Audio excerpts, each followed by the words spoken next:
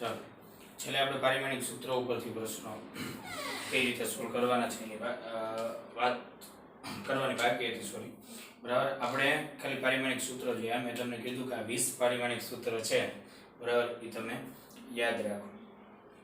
પારિમાણિક સૂત્રો ઉપરથી પહેલી વસ્તુ તો તમને કોઈ ભૌતિક રાશિ છે એ દળ, લંબાઈ, સમય ઉપર કઈ રીતે આધાર રાખે એની ખબર પડે. દાખલા તરીકે કોઈનું પારિમાણિક સૂત્ર હોય m1 l1 t-1. જો કે આપણને ખબર હશે આ વેગમાનનું પારિમાણિક સૂત્ર છે.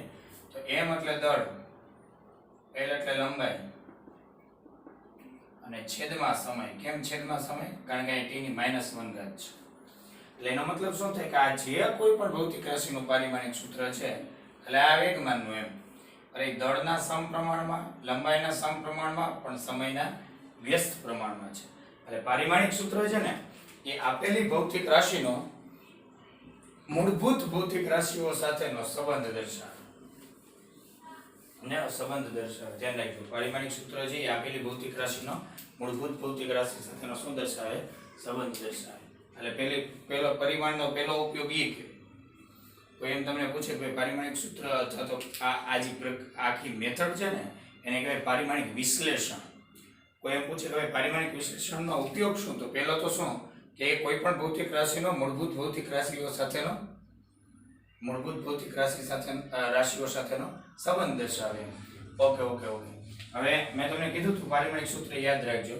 પછી આ પ્રચલન આપ્યું હોય તો બળ પ્રચલન તો બળના છેદમાં લંબાઈ, બરાબર. સ્થાન પ્રચલન તો સ્થાનના છેદમાં લંબાઈ, વેગ પ્રચલન તો વેગના છેદમાં લંબાઈ. અને સમય દર આપ્યો હોય તો દાખલા તરીકે વેગમાનના ફેરફારનો સમય દર તો વેગમાનનો ફેરફાર છેદમાં સમયગાળો. વેગમાનનો ફેરફાર એટલે વેગમાનનું પારિમાણિક સૂત્ર લખવાનું, સમયગાળામાં સમયનું પારિમાણિક સૂત્ર લખવાનું. ઓકે. પછી હવે યુનિટી વાળા એટલે એકમ જેવા પ્રશ્નો. એટલે દાખલા તરીકે આવું આપેલું હોય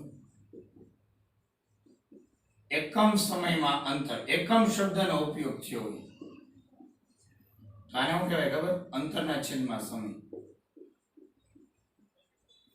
એકમ સમયમાં, સમયની આગળ એકમ લાગ્યું ને, બરાબર, અને અંતરનું મેળવવાનું છે તો અંતરના છેદમાં સમય. અંતર એટલે l1, સમય એટલે t1, એટલે l1 t-1. એકમ કદમાં દળ અથવા એકમ કદ દીઠ દળ તો આને શું કહેવાય? દળના છેદમાં કદ. દળ એટલે m1, કદ એટલે l3. તો આ શું થશે? m1 l-3. આ ઘનતા કહેવાય. પ્રશ્નમાં દાખલા તરીકે આવું આપેલું હોય એકમ ક્ષેત્રફળ દીઠ બળ તો બળના છેદમાં ક્ષેત્રફળ. બળ એટલે m1 l1 t-2, ક્ષેત્રફળ એટલે l2. આ દબાણ થશે. સમજાણો તમે? એટલે એકમ શબ્દ જેની ઉપર લખેલો હોય એ જેની આગળ લખેલો હોય, બરાબર, એ છેદમાં આવશે. ધ્યાન રાખજો. અને આ તમે લખી નાખજો 3 પ્રશ્નો. એટલે આ ટેકનિકનો તમને ખ્યાલ રહે અને ખાસ આના પ્રશ્નો પૂછાઈ શકે. હવે નેક્સ્ટ વસ્તુમાં આગળ જોઈએ. હજી પારિમાણિક સૂત્ર ઉપરથી બીજું શું પૂછાઈ શકે? એકદમ નાના પ્રશ્નો લેવા હોય તો આવી રીતે પણ આવી શકે. જોજો.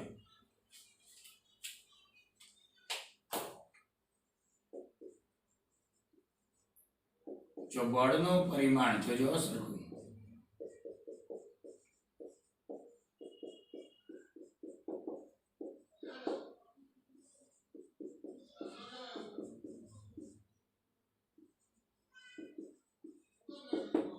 જોજો, જો બળનું પરિમાણ m ની a ઘાત, l ની b ઘાત, t ની c ઘાત હોય તો a + 2b + 3c મેળવો.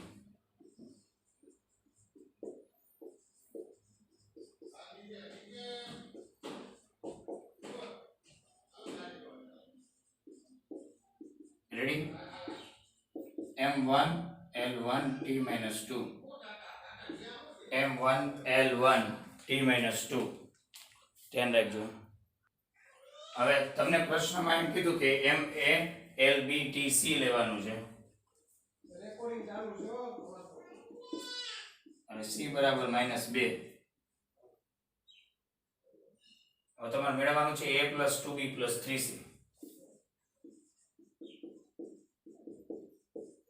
એની કિંમત કેટલી 1, b ની 1, c ની -2, જવાબ -3. સમજાણ?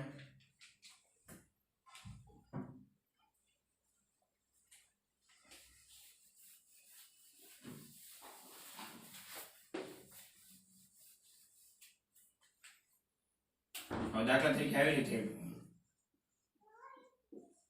કે ઘનતાનું પારિમાણિક સૂત્ર આમ છે,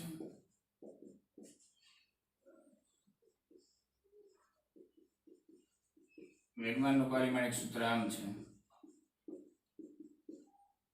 પછી આવી રીતે પૂછે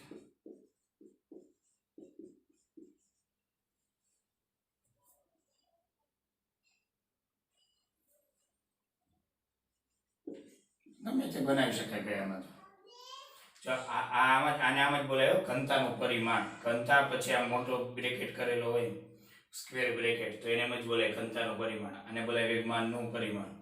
ઓકે, હવે ઘનતાનું પારિમાણિક સૂત્ર હોય શું જોવો, m1l-3 t હોય ને એટલે t0 લખી શકાય. આના ઉપરથી આપણે xyz મળી ગયા. xyz કેટલા મળ્યા? x બરાબર 1, y બરાબર -3 અને z બરાબર 0. વેગમાનનું પારિમાણિક સૂત્ર m1l1 t-1.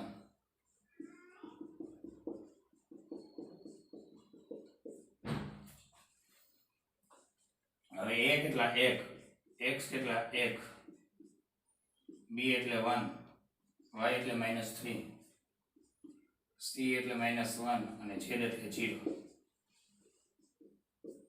આ 1, આ -1/3, આ 0, 1 - 1/3, 2/3. જો એક પારિમાણિક સૂત્ર પૂછવાની આ રીતે, પારિમાણિક સૂત્ર ઉપરથી પ્રશ્ન પૂછવાની આ રીતે. આમાં તમને ડાયરેક્ટ પારિમાણિક સૂત્ર આવડતા હોય તો સહેલાઈથી તમે પ્રશ્ન સોલ્વ કરી શકો. હવે પારિમાણિક સૂત્રથી થોડુંક વધારે આગળ જોઈએ કે હજી કેવા પ્રકારના પ્રશ્નો પારિમાણિક સૂત્ર ઉપરથી આ લોકો પૂછી શકે. ગમે તે કોઈ પણ એક સૂત્ર તમને આપી દઈએ, જેમ કે હું તમને કહું આવી રીતે લખવું,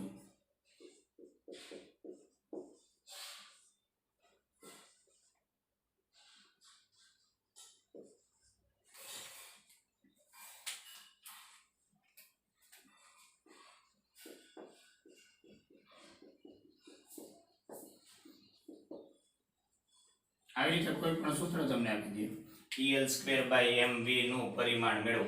જો ચોખવટ કરશે પ્રશ્નમાં, E ઊર્જા છે, L કોણીય વેગમાન છે, પ્રશ્નમાં લખ્યું હશે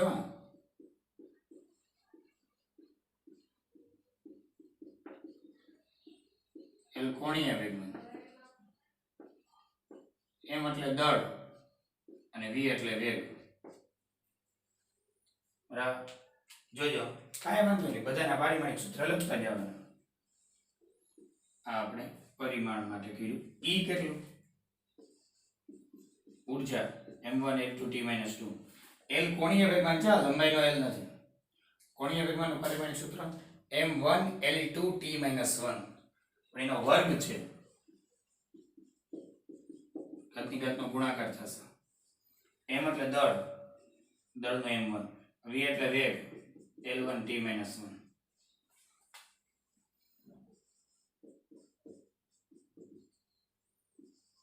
આ વર્ગ એટલે ઘાતની ઘાતનો ગુણાકાર.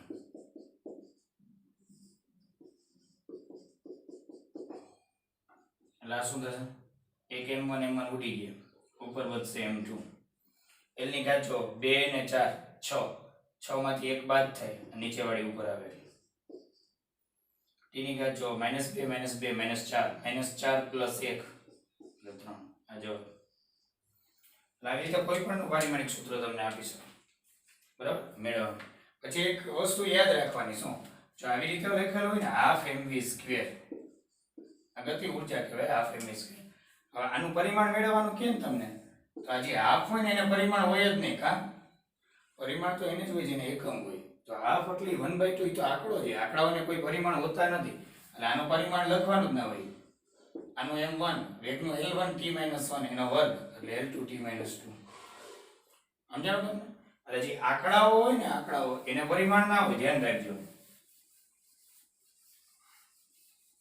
દાખલા તરીકે તમે આવું લખ્યું હોય 4/3 પાઈ આર ક્યુબ, આ ગોળાનું કદ, તો આનું પરિમાણ શું થાય? એમ આનું પરિમાણ મેળવવું હોય તો આ 4/3 પાઈ ને કોઈ એકમ જ ના હોય, એટલે એનું પરિમાણ હોય જ નહીં કઈ.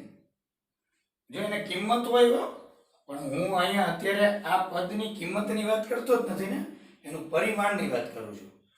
તો આટલાને એકમ જ ના હોય તો એનું પરિમાણ ના હોય. તો r નું હોય, ત્રિજ્યાનું શું હોય? L3, L1 એટલે એનો ઘન, ત્રિજ્યા એટલે અંતર જ છે ને એક પ્રકારનું, L1 એનો ઘન એટલે L3.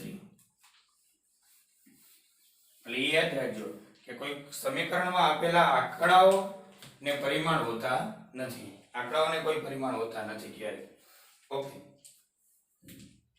હવે હું તમને એમ કહું, દાખલા તરીકે કોઈ વ્યક્તિનું દળ 60 કિલોગ્રામ છે, એની ઊંચાઈ એટલે કે લંબાઈ 6 ફૂટ છે, તો આ દળ ને લંબાઈનો સરવાળો કેટલો થાય?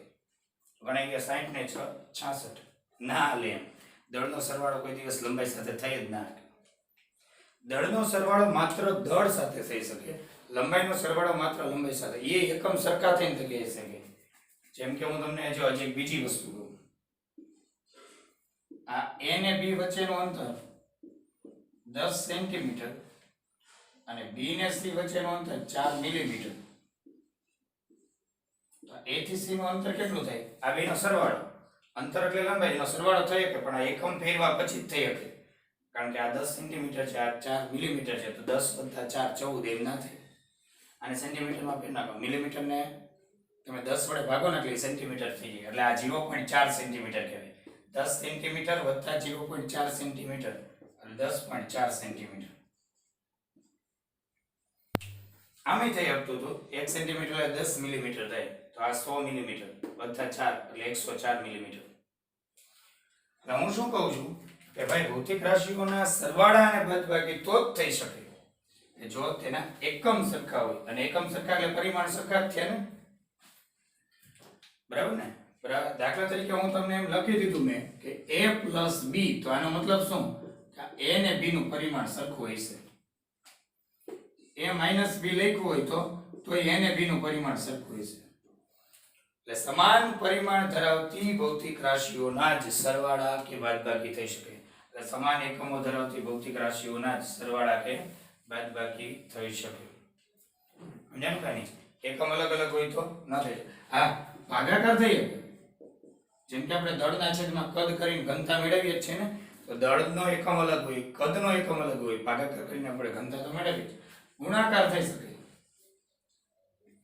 બરાબર ને? વેગમાન છે તો દળ ગુણ્યા વેગ mv, દળ ને વેગનો ગુણાકાર. એટલે સમાન પરિમાણ ધરાવતી ભૌતિક રાશિઓના જ સરવાળા કે બાદબાકી થઈ શકે, બરાબર? બાકી ગુણાકાર ભાગાકાર ને તો ગમે તેમ થઈ શકે. એટલે હું કહેવા શું માંગુ છું એ તમને કહું, જો સરખું જોજો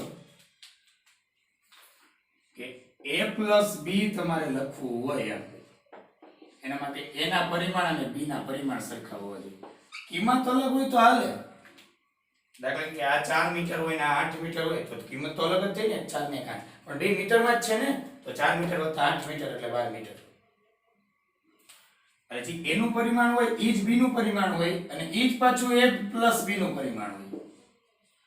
a નો એકમ મીટર, b નો એકમ મીટર, બેનો સરવાળો કરવાનો જે જવાબ આવે ને એનો એકમ મીટર જ હોય.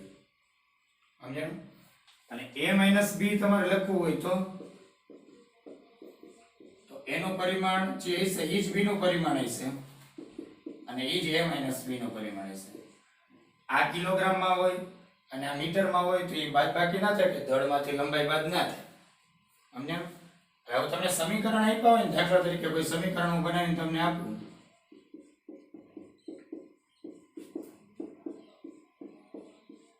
હવે સમીકરણમાં પદ કેટલા છે? જો પદ આ 1, આ 2, આ 3 અને આ 4, આ ચારે ચાર પદના પારિમાણિક સૂત્ર સરખા હોવા જોઈએ તો જ આ સમીકરણ છે યથાર્થ કહેવાય, બાકી આ સમીકરણ ખોટું કહેવાય.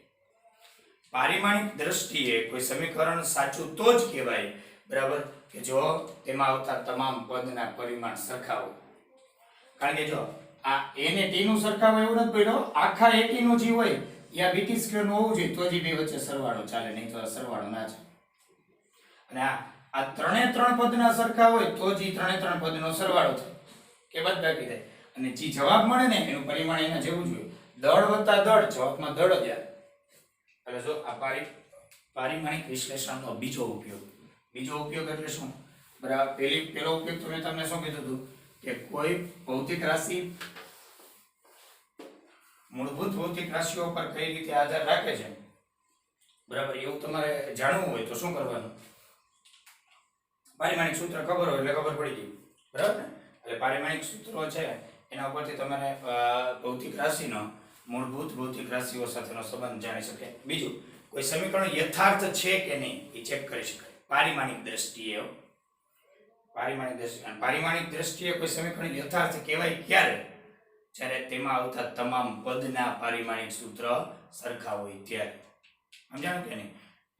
જેમ કે હું તમને પ્રશ્ન બનાવીને કહું કે તમને જે નીટમાં આવી રીતે પૂછશે કે નીચેનામાંથી કયા સૂત્ર પારિમાણિક દ્રષ્ટિએ યથાર્થ છે અથવા તો યથાર્થ નથી, તો કાંઈ નહીં કરવાનું તમારે, બરાબર. એ સમીકરણમાં જેટલા પદ આવતા હોય એ બધા પદના પારિમાણિક સૂત્ર ચેક કરવાના. જેમ કે હું તમને કહું, ચાલો p બરાબર ρgh plus half ρv square. આ સમીકરણ પારિમાણિક દ્રષ્ટિએ યથાર્થ છે કે નહીં ચેક કરવું. પારિમાણિક દ્રષ્ટિએ, વ્યવહારિક દ્રષ્ટિએ માટે તો પ્રેક્ટિકલ કરવો પડે, પણ પારિમાણિક દ્રષ્ટિએ યથાર્થ હોવું ફરજિયાત છે જો તમે ઉપયોગમાં લેવા માંગતા હોય તો. આ પ્રશ્નમાં લખી દીધું હોય છે p બરાબર દબાણ, ρ ઘનતા, g ગુરુત્વ પ્રવેગ, h ઊંડાઈ અથવા ઊંચાઈ, v એટલે વેગ. આ પ્રશ્નમાં લખેલું છે. પદ કેટલા છે જુઓ, 1 આ 2 આ 3. આ બેનો સરવાળો તો જ થઈ શકે. આ બેનો સરવાળો, બે પદનો સરવાળો, જો એ બેના પરિમાણ છે અને બેનો સરવાળો કરવાથી જે મળે એનું પરિમાણ એમ જેવું જોવું જોઈએ ને. હાલો, પહેલું પદ છે કોણ? એને બોલાય LHS, એટલે જે જમણી બાજુ ડાબી બાજુનું પદ છે એનું પારિમાણિક સૂત્ર, એટલે દબાણનું પારિમાણિક સૂત્ર શું છે? m1 l-1 t-2.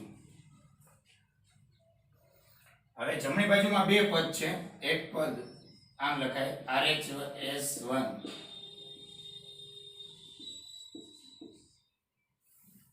બરાબર, આ જમણી બાજુનું પહેલું. હવે રો એટલે ઘનતા, ઘનતાનું શું હોય? m1 l-3. g એટલે ગુરુત્વ પ્રવેગ. જો કિંમતની વાત નથી આવતી, પારિમાણિક સૂત્રની વાત આવે. ગુરુત્વ પ્રવેગ એટલે પ્રવેગ જ. પ્રવેગનું શું હોય? l1 t-2. h એટલે ઊંચાઈ, ઊંચાઈનું શું હોય? l1, કારણ કે ઊંચાઈ એક પ્રકારનું અંતર જ થાય ને. m1 l-1 t-2. એને 1 + 1 2 -3 + 2 -1. હજી જમણી બાજુમાં હજી એક પદ છે RHS2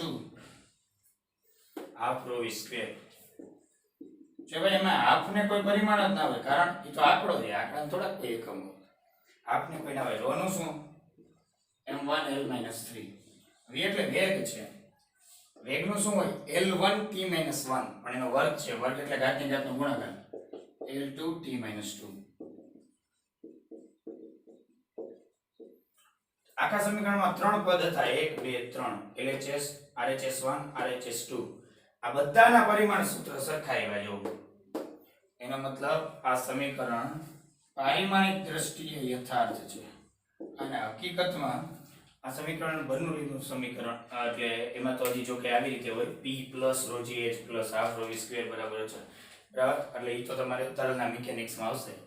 એટલે હું શું કહેવા માંગુ છું કે કોઈ તમને સમીકરણો આપ્યા હોય તો એની યથાર્થતા તમે ચકાસી શકો. જો કે ટેક્સ્ટ બુકમાં આવા બે પ્રશ્નો છે, બરાબર, એટલે તમને ત્યારે વધારે ખબર પડશે. રેડી? એટલે પારિમાણિક સૂત્રો તમે યાદ રાખજો. અને જે શરૂઆતના લેક્ચરોમાં મેં તમને લખાયેલું છે કે અમુક પ્રકારના દળ યાદ રાખવાના છે, ઘાતાંક એટલે પૂર્વક યાદ રાખવાના છે, બરાબર, એ અત્યારથી યાદ રાખજો તો તમારે સહેલું પડશે. ખબર પડે છે? એટલે આ મેં જે તમને વાત કરી એ બેઝિક ફિઝિક્સ, એટલે ફિઝિક્સની બેઝિક વસ્તુઓ છે કે જે તમારે યાદ રાખવી જોઈએ. સમજાણું તમને? બરાબર. એટલે પછી નેક્સ્ટ ટાઈમથી આપણે થોડુંક આગળ પારિમાણિક સૂત્રમાં કેવું પૂછાઈ શકે, બરાબર, એની ચર્ચા કરશું.